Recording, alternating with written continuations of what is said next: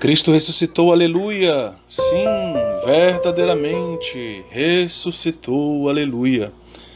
Caríssimos alunos do curso de Cristologia, como prometido, eu vou enviar nossa próxima aula. Vamos tratar das perspectivas modernas e contemporâneas da Cristologia. Estamos no ponto 3.3 da nossa apostila. E é uma aula em que nós vamos dividir em dois momentos. Primeiro, nós vamos fazer um certo panorama da situação que vai do Concílio de Trento até o século XX. E no século XX, vamos começar a falar hoje das principais correntes de cristologia contemporâneas, né? E a gente pode situar essas correntes do século XX para agora. Em nome do Pai, do Filho e do Espírito Santo. Amém.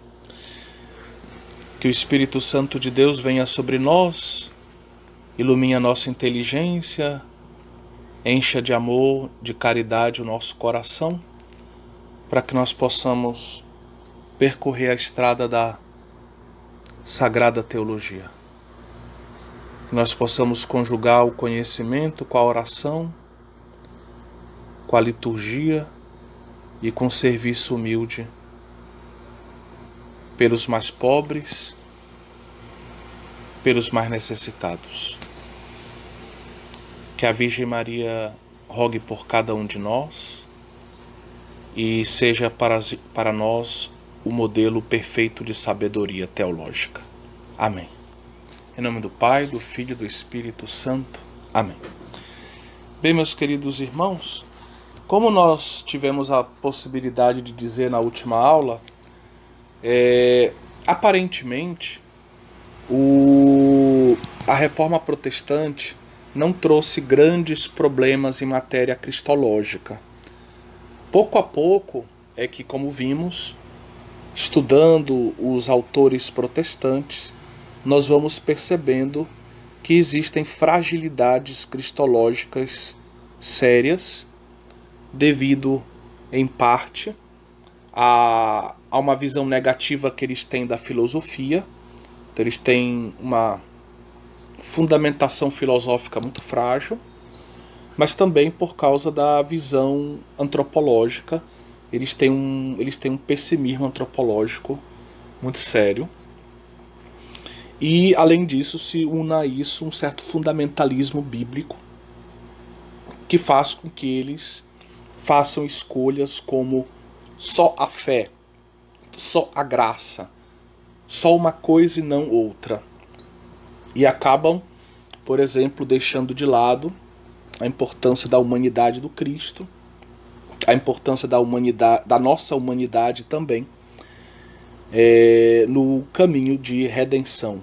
A importância da humanidade do Cristo naquilo que nós chamamos a redenção objetiva, e a nossa colaboração no caminho que nós podemos designar como redenção subjetiva, que todos nós precisamos trilhar para que a redenção objetiva realizada por Cristo, uma vez por todas, possa entrar na nossa vida e também transformar a nossa existência, né?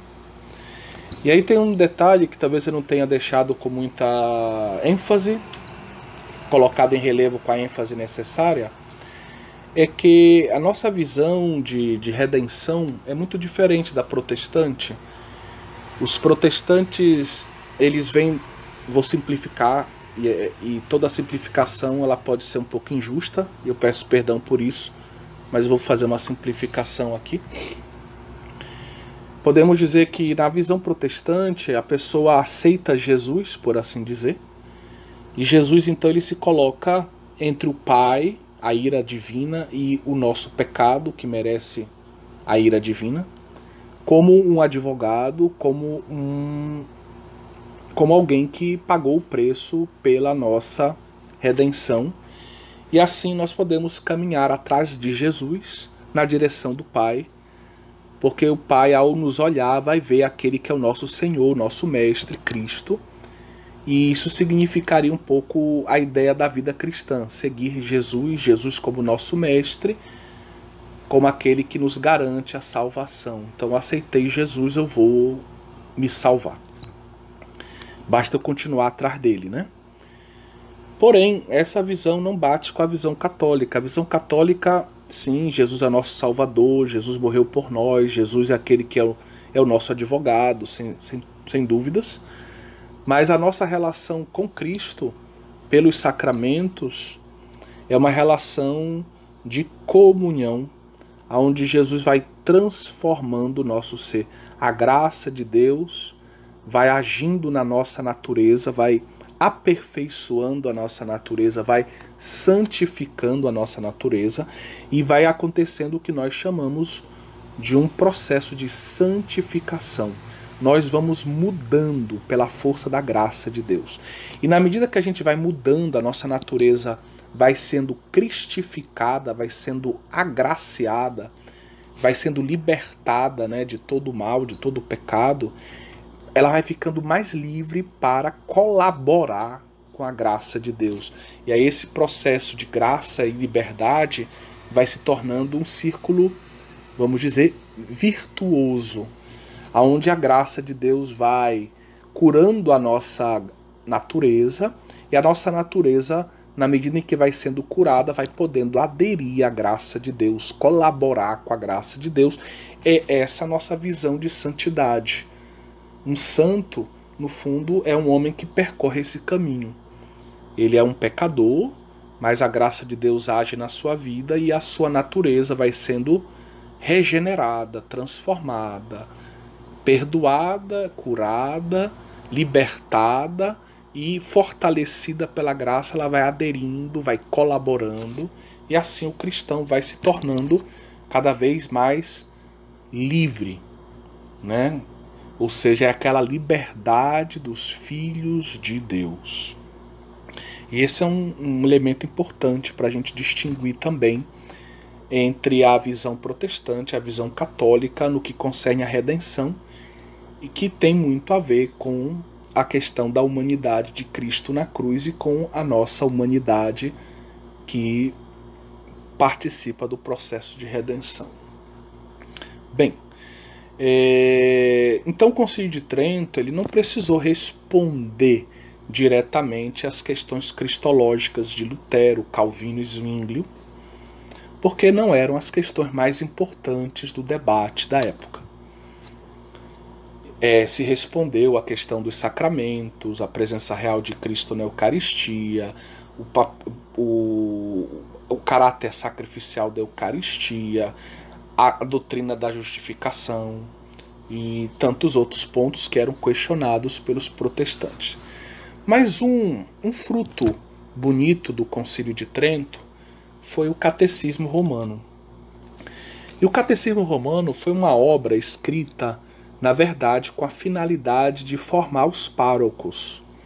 Ao contrário do nosso Catecismo da Igreja Católica, que é bem mais sofisticado, e que se a gente pegar o Catecismo a gente vai encontrar logo nas primeiras páginas da sua edição o fato de que ele foi escrito, na verdade, para os senhores bispos, cardeais, patriarcas, arcebispos, bispos. Aí depois vem presbíteros, diáconos e os demais membros do povo de Deus. Normalmente na nossa edição em língua portuguesa, nós temos logo no início a carta apostólica Letamur Maniopere. Essa alegria com a qual o Papa expressa, né? Essa grande alegria com a qual o Papa quer expressar com a publicação dessa edição típica do Catecismo da Igreja Católica, né? Que foi a sua primeira edição em 92, e depois ela recebeu alguns ajustes em 97, na segunda edição.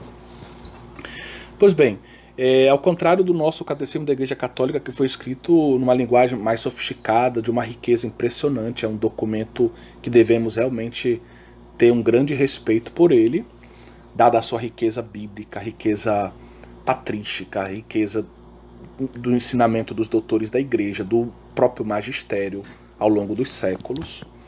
É uma obra monumental, diga-se de passagem, feita por grandes autores, grandes teólogos, grandes bispos. À frente dela ficou o cardeal Ratzinger, né, como em nome do Santo Padre Papa João Paulo II, e grandes nomes. Para dar um exemplo da primeira parte, o responsável foi um dominicano, que é o atual arcebispo de Viena, professor de dogmática por muitos anos, Christopher Schönborn. E a riqueza é imensa. Mas naquele período do século XVI, a Igreja então propôs aos párocos o Catecismo Romano, um documento mais simples, relativamente completo, para ajudar os pastores de almas a enfrentarem nas suas paróquias o desafio do protestantismo e formar, assim, com um conteúdo de primeira qualidade, os seus fiéis. Ou seja, uma linguagem bem mais simples, à altura de padres que nós devemos nos lembrar não tiveram a oportunidade de frequentar seminários. Os seminários, como nós conhecemos, eles nascem depois do Concílio de Trento. Algumas pequenas iniciativas são proféticas, como na Espanha, São João d'Ávila, que é doutor da Igreja, por exemplo, antes do Concílio de Trento, ele já pregava sobre a importância dos seminários e conseguiu que alguns seminários fossem fundados. Mas era ainda um movimento profético esse. Os jesuítas estavam, né, engajados numa boa formação do clero, mas do seu clero, inicialmente. E depois vão se colocar a serviço da formação do clero em Roma, com aquilo que vai ser o primeiro seminário, que é o Colégio Romano, que no futuro vai dar na Universidade Gregoriana, né? A Universidade Gregoriana é um pouco filha desse caminho longo que viu no século XVI nascer o Colégio Romano. Então o Catecismo Romano foi uma obra feita pelos grandes nomes da teologia da época, mas com escopo pastoral, com escopo, vamos dizer, de formar os párocos para que eles enfrentassem o desafio de um movimento de reforma que se espalha rapidamente, não está só na Alemanha e na Suíça, mas chega à França e ao norte da Itália e está um pouco em todo canto. Então é preciso uma boa formação. E nesse catecismo, então existe uma divisão que é muito parecida com aquela que a gente tem no catecismo da Igreja Católica de hoje, né? Que é, no fundo, a divisão adotada exatamente para espelhar aquele que foi a estrutura do Catecismo Romano, né? Então nós temos na primeira parte a profissão de fé, a fé, vamos dizer, o conteúdo da nossa fé. Na segunda parte nós temos a nossa fé celebrada, ou seja, a liturgia, os sacramentos. Na terceira parte nós temos a vida moral, né, com a nossa fé vivida, como ela deve ser vivida. E na quarta parte, a nossa fé, como ela deve se transformar em oração, a fé orada, né? Então a fé crida, a fé celebrada, a fé vivida, a fé orada, o credo, fundamentalmente a liturgia, a moral e a vida de oração. Então essa é a estrutura do Catecismo Romano. E na primeira parte, então, nós temos no comentário do credo, niceno-constantinopolitano, nós temos então a parte cristológica, né?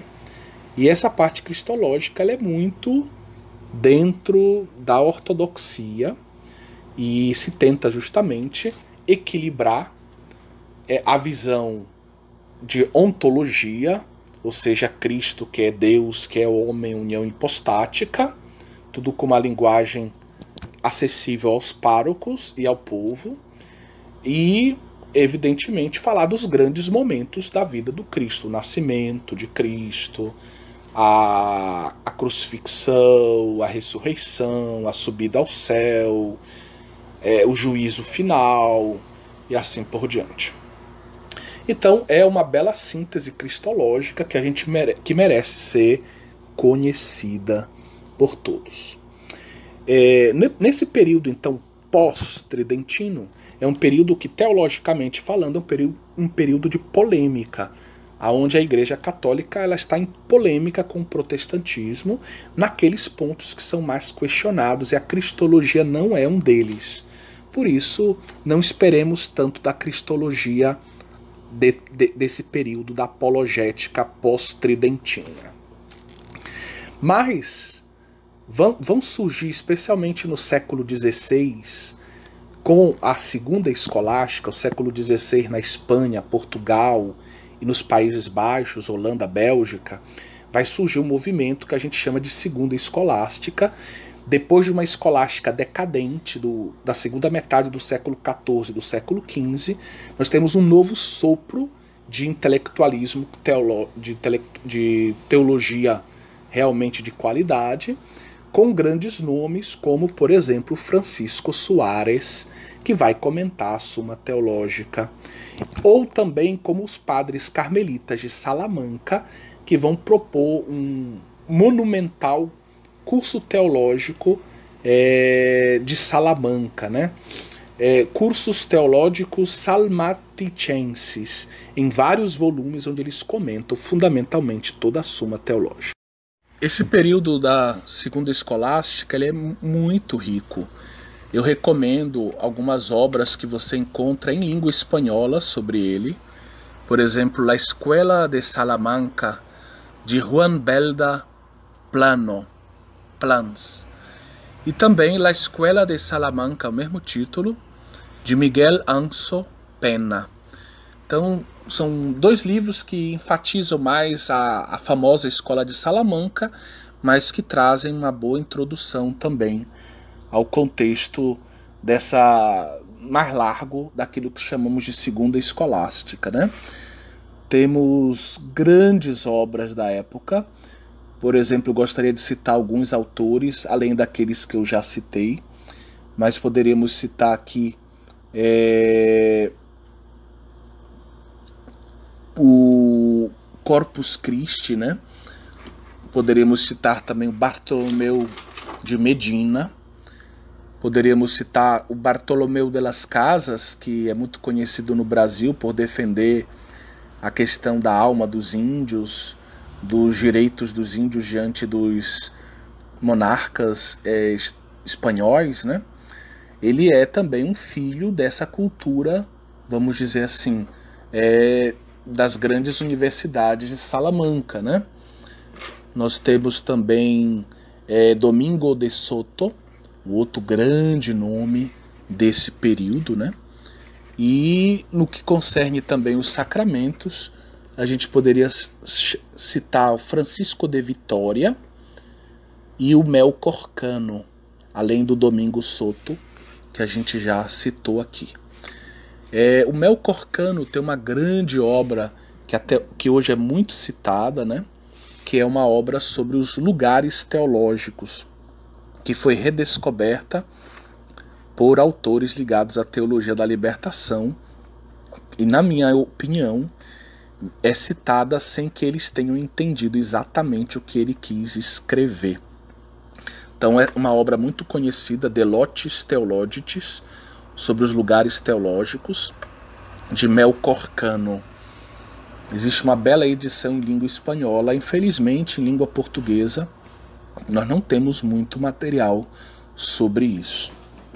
Mas é um período muito fecundo, né? Inclusive, diga-se de passagem, estranhamente, esses autores profundamente tomistas e profundamente católicos, eles vão influenciar muito, inclusive, o protestantismo, né? Porque vejam que o protestantismo, quando ele chega no século XVII, ele começa a sentir falta de material para trabalhar. O que eles têm como fonte? Lutero, eles têm o que? O Melanchthon, que escreveu, né, a Confissões de Augsburgo, mas não tem praticamente nada de teologia. Então o professor de teologia protestante, que está começando a ensinar na universidade, ele vai estudar o quê? Ele vai dar o quê? Vai ficar só repetindo o que o Lutero escreveu? Então esse pessoal começa a estudar a história da teologia. Então eles começam a estudar os padres da igreja, começam a estudar os autores medievais, né? São Tomás de Aquino e outros, e começam a ver que tem, no meio de tudo isso, tem muita coisa boa e que eles precisam conhecer e integrar no pensamento protestante. É um período que se chama inclusive de escolástica protestante, esse, que começa ali meados do século XVII, e é nesse período que eles vão começar a ler também os autores do século XVI, ou do iniciozinho do século XVII. Vou dar um exemplo. As obras do Francisco Soares, comentando o Santo Tomás de Aquino, principalmente a parte da antropologia, a parte da moral, a parte das leis, e vão influenciar, essa obra vai influenciar muito autores protestantes alemães, holandeses, né? E uma das vantagens é que todo esse pessoal ainda tinha uma cultura latina. Então, como essas grandes obras eram escritas em latim, os grandes professores de teologia que tinham que saber latim, eles tinham acesso às obras católicas. Então é um período em que a gente pode falar de uma ortodoxia protestante, né? Uma espécie de escolástica protestante, aonde inclusive Lutero vai ser, de certa forma, às vezes questionado, criticado, a partir desses estudos da própria Sagrada Escritura, dos padres e de autores medievais que vão abrir os horizontes intelectuais de muitos professores protestantes, certo? No século XVIII, então, a gente nota um crescimento daquele movimento que a gente pode chamar de iluminismo. Esse movimento ele vai ter um influxo sobre a teologia católica e protestante, né? E vai fazer no catolicismo, ele vai seminar uma certa tendência racionalista, aonde a nossa razão parece senhora de tudo e de toda a verdade, é a juíza, né, de tudo, ela que diz se é verdade ou se não são as coisas, e aonde o magistério vai perder um pouco a sua força, né, aonde o dogma vai ser visto como uma espécie de limite para a nossa razão. Ora, o dogma se diz, olha, a partir daqui você não pode discutir, porque isso aqui é dogma, então isso aqui é uma espécie de amarra, de obscurantismo, é visto como algo negativo, essa realidade dogmática. Parece engessar o pensamento, nos impedir de ter aquela liberdade total de pensamento. Essa liberdade total de pensamento é o que vai caracterizar aquele movimento sobre o qual a gente já falou no início do curso de Cristologia, que nós chamamos hoje teologia protestante liberal. A teologia protestante liberal vai nascer justamente também sob esse influxo do iluminismo, desse desejo de contar apenas com a nossa razão. Eu estou livre de todo magistério.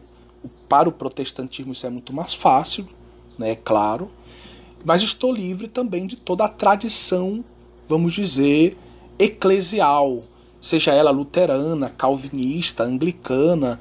Eu sou um livre pensador, um livre teólogo, um teólogo livre. Eu conto apenas com a minha razão, né? E nós vimos o quão nocivo para a fé vai ser esse influxo. Não vou repetir aquilo que já dissemos no início do curso, mas gostaria de citar de novo a figura de Rei Maros, lá no século XVIII, e da visão que ele vai propor de Nosso Senhor Jesus Cristo, né? Fundamentalmente dizendo que o Jesus Cristo que nós conhecemos é uma falsificação da Igreja Apostólica, né? E que Jesus Cristo, o verdadeiro, seria muito diferente daquele, o histórico, por assim dizer, seria muito diferente daquele que nós realmente temos no nosso dogma católico, dogma cristão. Nós sabemos que o fenômeno não termina com Reimarus. No século XIX nós temos a figura de Strauss, seria um segundo movimento, né, dessa teologia protestante liberal marcada por esse racionalismo de tipo iluminista. E vamos chegar ao século XX, na primeira parte do século XX, com a figura de Bultmann, que é o nome mais conhecido vamos dizer, dessa teologia exegese protestante liberal aqui. Mas eu gostaria de citar também um teólogo dogmático chamado Adolf von Harnack, que também ele não é um biblista, mas ele se inscreve aqui numa tentativa de reproposta. Ele repropõe toda a teologia dogmática, né, numa obra que é muito conhecida no mundo todo e que em língua italiana recebeu uma nova edição agora 3, 4 anos atrás. Então Adolf von Harnack que vai propor, né, uma releitura de toda a história do dogma, marcado por esse racionalismo de tipo, podemos dizer, iluminista, e que vai, de certa forma, aplicar um pouco aquela ideia de desmitização própria de Bultmann, que na leitura que Bultmann propõe na leitura da Sagrada Escritura, Harnack vai propor uma espécie de desmitização também de certas ideias teológicas, dogmáticas, de certos enunciados que vão se constituindo ao longo da história, né? Então é um tempo muito delicado do final do século XIX, início do século XX, muito, muito delicado. Não é à toa que é nesse período que o Papa Leão XIII, diante dessas incertezas, vai propor que o catolicismo, a teologia católica, volte a Tomás de Aquino. Vai repropor Santo Tomás de Aquino como modelo de teólogo, né? Como modelo de pensamento teológico para proteger justamente a igreja dessas tendências excessivas, né? Não só o protestantismo estava sofrendo com isso, mas também a teologia católica começava a pagar um certo preço. Nós sabemos que vai acontecer no final do século XIX, início do século XX, também um movimento que a gente pode chamar de modernismo.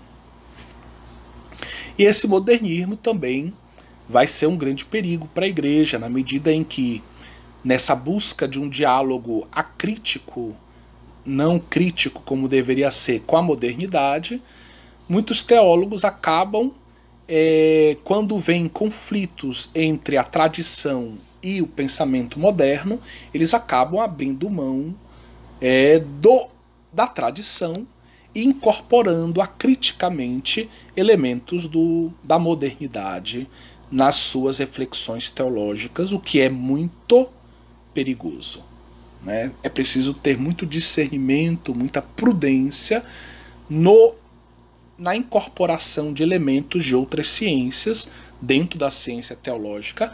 É preciso fazer isso em diálogo com outros teólogos, com o magistério, e sempre com muita humildade e com muita abertura às possíveis críticas, né? Mas, infelizmente, no afã de serem teólogos modernos, né, de inovarem na teologia, muitas vezes eles abriram perigosamente mão da tradição plurissecular teológica para incorporar certas modas de pensamentos modernas, né? Modas modernas de pensamento. Podemos dizer que Também a gente poderia citar como um desafio, né, nesse período, a filosofia, né? Alguns tipos de filosofia que vão se apresentar como importantes no cenário. Por exemplo, a filosofia hegeliana, que vai simplesmente incorporar na sua visão filosófica uma certa perspectiva teológica e cristológica, né? Hegel, ele se considera, vamos dizer assim, um filósofo cristão, e ele vai, de certa forma, propor um sistema filosófico que incorpore, né, do jeito dele, como ele vê a coisa, as grandes verdades da fé cristã, né? Então ele vai falar de trindade, ele vai falar de cristologia, e eu não vou entrar muito nesse aspecto, mas infelizmente o influxo hegeliano na cristologia não é nem um pouco positivo. Quem tiver mais interesse em aprofundar sobre esse assunto, eu indico 2 volumes publicados pela Paulus, que tem como título Cristo na Filosofia Contemporânea. Eles são 2 grandes livros, né? Para vocês terem uma ideia, um deles tem cerca de 550 páginas, o outro tem 900 páginas, são 1.400 páginas, quase 1.500 páginas, sobre a cristologia na filosofia contemporânea. E a reflexão começa com Kant. Então, depois de falar de Kant, de outros autores do idealismo alemão, nós temos um belo capítulo sobre a cristologia no pensamento de Hegel, ainda no primeiro volume, né? Então, organizado por Silvano Zuccall. Então, você tem esses livros na biblioteca, pode pesquisá-los. Pode pesquisar nestes livros, se você quiser aprofundar um pouco esse influxo de Hegel na cristologia, né? Mas Hegel, ele defende que, de certa forma, quando Cristo se esvazia para se encarnar, ele abre mão de certos atributos divinos.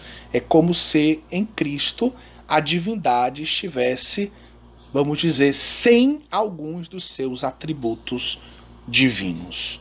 Essa ideia de Hegel vai influenciar pensadores como Moltmann, como o próprio von Balthasar, e autores como Karl Barth também.